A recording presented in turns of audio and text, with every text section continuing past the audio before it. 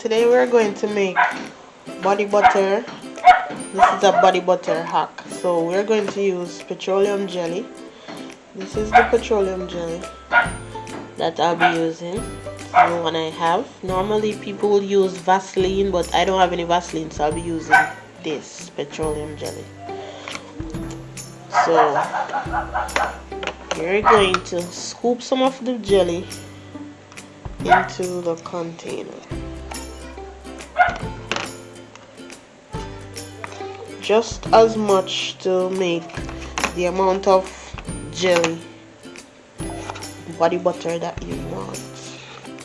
So because I do not have as much in here, I'm just gonna scoop all of it out.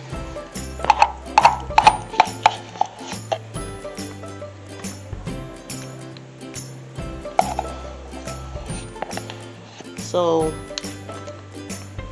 this is the amount I'll be using.